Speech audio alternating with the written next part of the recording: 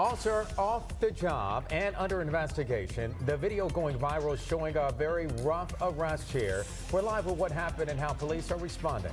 Plus, Inter Miami on the field in Fort Lauderdale.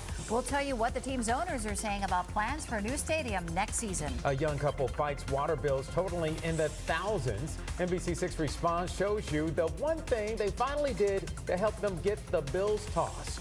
Live, the news on NBC6 at 6 starts now. What the? Why are you doing that? Why are you doing that? It's video police officials call deeply troubling. A rough arrest of a woman in Southwest Miami-Dade earlier this month, and now it's spreading on social media. Good evening. Thanks for joining us. I'm Jackie Nesbro. And I'm Juan Strader. Good evening. Miami-Dade Police Department now taking action in response to that video. NBC6 anchor Johnny Archer is live at police headquarters in Doral. Johnny, what are they saying about it tonight? Yeah, Juan and Jackie, one of the responding officers, who is also a field training officer, has been removed from his duties because of what happened in that video. And the woman who was arrested tells me she has now lost trust in law enforcement. I am. What the? Why? It's this cell phone video that has sparked an internal investigation within the Miami-Dade Police Department. Why are you doing that? I called you guys to help me and you attacked me. Like, who's supposed to help me? Why are you doing? Miami-Dade police throwing Dima Loving to the ground and arresting her last week after she and her friend Adriana Green, who was taping the video, called police because a neighbor pointed a gun at them. Outside that neighbor's home, signs warning people he's armed. Police eventually charging that neighbor with assault with a deadly weapon. What if he comes around and he's to argue with us? We're arguing back and forth, and that's when he turns around and pulls out the shotgun. Oh my God. Really? The two women called police to the 11,000 block of Southwest 201st Street, but they say things went from bad to worse when a field training officer arrived on the scene.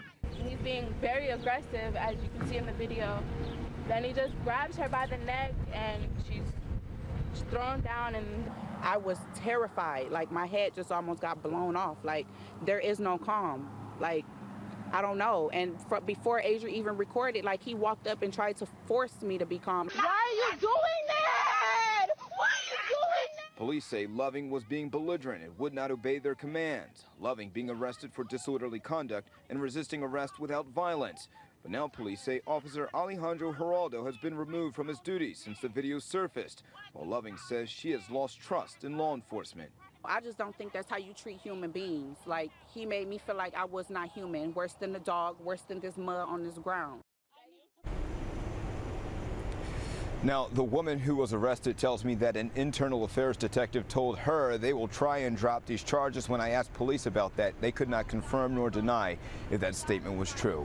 We're live at Miami-Dade Police Headquarters. I'm Johnny Archer, NBC6 News. All right, Johnny. Well, the jury has started its deliberations in the trial of a North Miami police officer. NBC6 reporter Amanda Placencia has been in the courtroom since that trial began. She's live at the Metro Justice Building with more for us tonight. Amanda. Yes, Jawan, the defense and prosecutors have wrapped up their cases in closing arguments, and now it is in the hands of the jury. As you said, they are deliberating right now, and it will be up to the jury to decide the fate of Officer Jonathan Aleda. Everybody knows this is total surrender. I'm not a threat to you.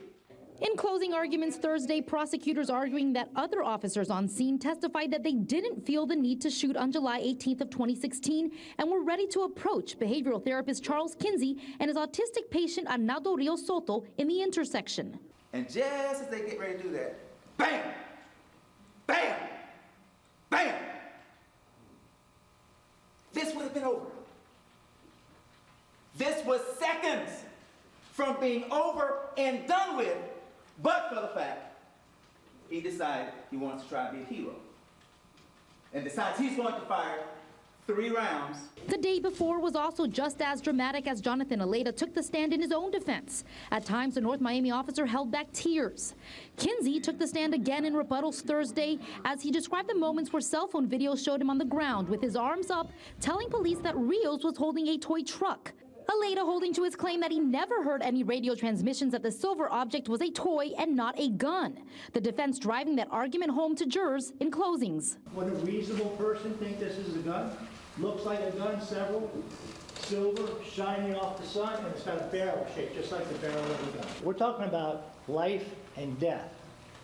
We're talking about a chaotic situation. Jonathan and Lena did what he thought he had to do. This case marks the first time a police officer has been charged in an on-duty shooting in Miami-Dade County since 1989. Chief Assistant State Attorney Don Horn was also assigned to that case. And again, jurors were given their instructions, and they are upstairs right now deliberating as we speak. Again, Aleda faces 2 counts of attempted manslaughter as well as 2 counts of culpable negligence. And we'll be up here with that courtroom following this case with the jury. And as soon as we get more updates, we will bring that to you live.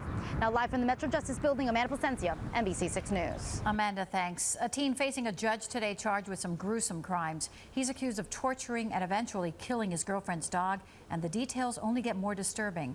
NBC 6 reporter Erica Glover is live right now with what happened in that courtroom today. Erica? Well, Jackie, the teenage suspect is facing some serious allegations, which is why this evening he's behind bars here in Fort Lauderdale. Now, this arrest report is also sharing some of the gruesome details, like how the girlfriend told officers that she discovered a chilling note right next to her dog's lifeless body.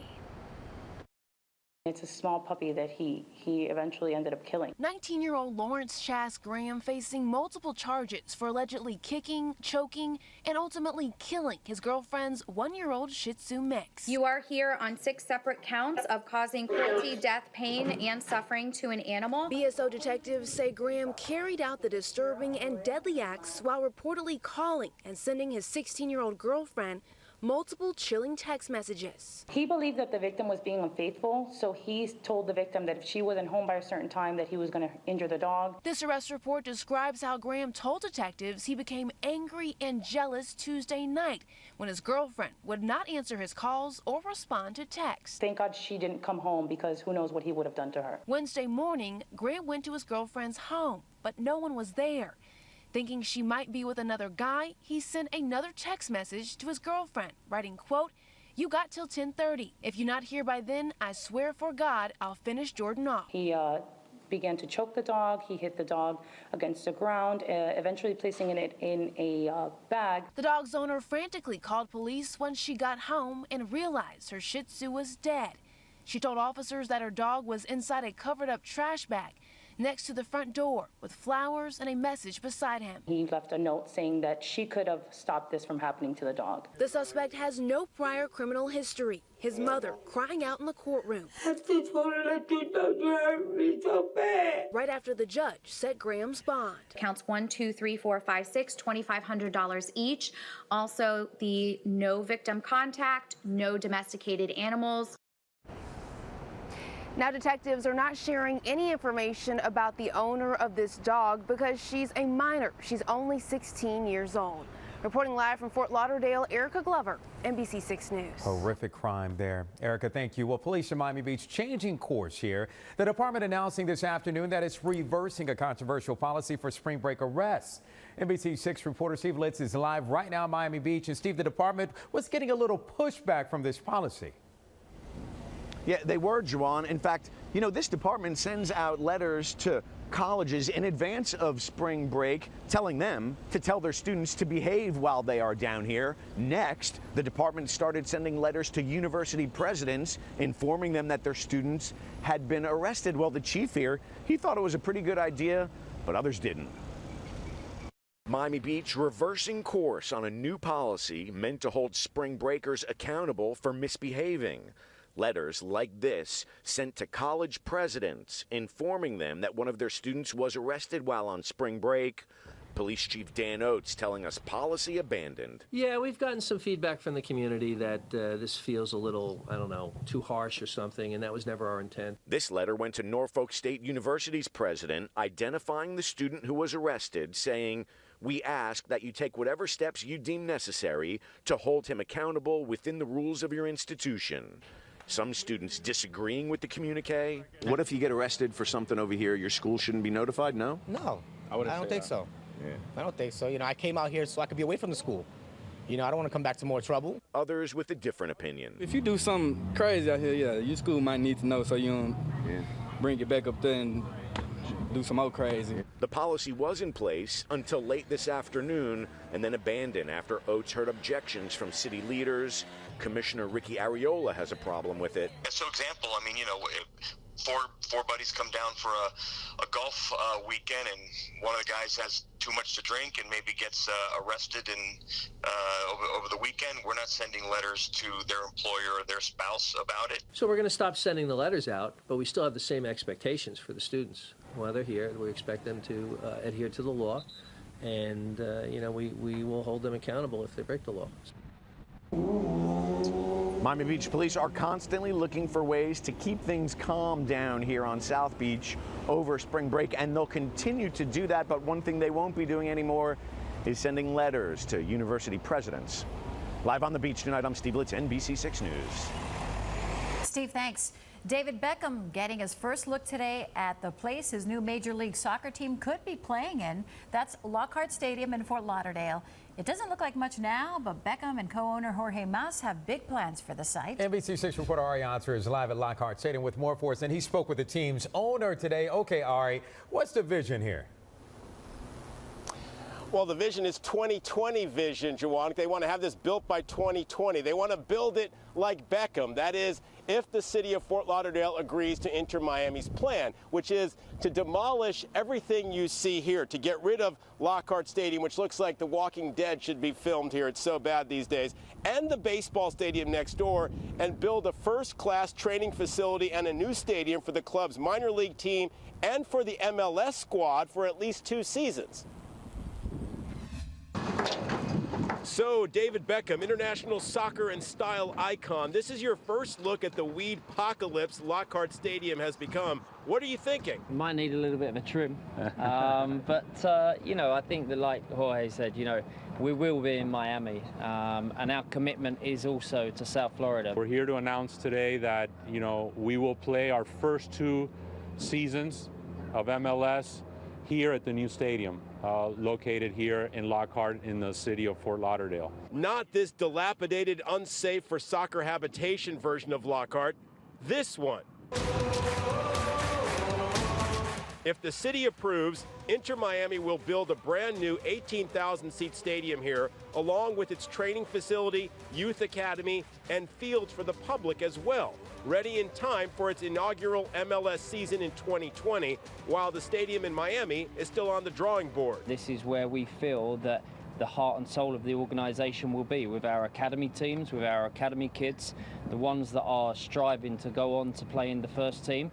But Miami is a vision for us that we've always had. We always want our stadium and our hub to be there, but the heart and soul of our organization and our academy is going to be here. Lockhart has rich soccer history, from the Fort Lauderdale Strikers to the Miami Fusion playing MLS ball with Ray Hudson coaching. And Beckham says that's all good karma. And there's so many great memories and so much history with this. You know, we're not going to forget that history. We're not going to forget those memories. You know, that's something we want to embrace, but also we want to create new memories and a new future.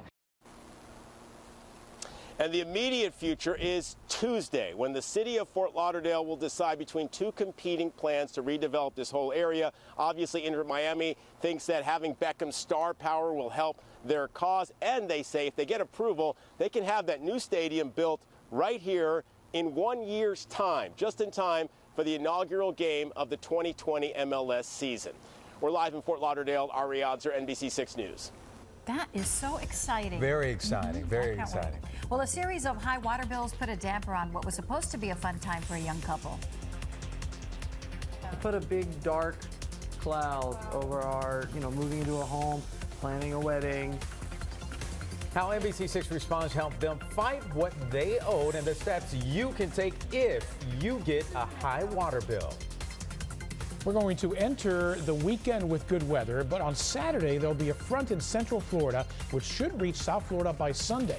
Will we see a lot of rain from it, and will there be any cold air? Your forecast ahead.